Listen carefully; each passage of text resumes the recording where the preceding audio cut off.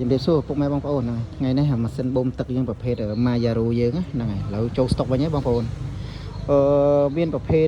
ម៉ាស៊ីនវាមានប្រភេទក្បាលបូម8ហ៊ុននិង5ហ៊ុនបងប្អូនប្រភេទកម្លាំងម៉ាស៊ីនវា6សេកន្លះ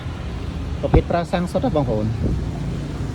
ម៉ាស៊ីនបូមទឹកយើងមានបានធានាមួយឆ្នាំគត់ឲ្យបានខាងខ្ញុំគឺតែមានបានធានាមួយឆ្នាំបងប្អូនតំណែងដល់ដៃចាំបងប្អូនទូទាត់លុយជាមួយវរៈបន្ថែមបងប្អូន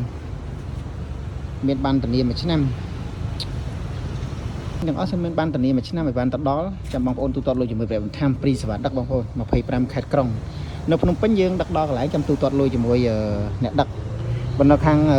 តាមខេត្តចាំបងប្អូនទទួលបានអីវ៉ាន់ចាំបងទូទាត់លុយជាមួយវរៈបន្ថែមបងប្អូន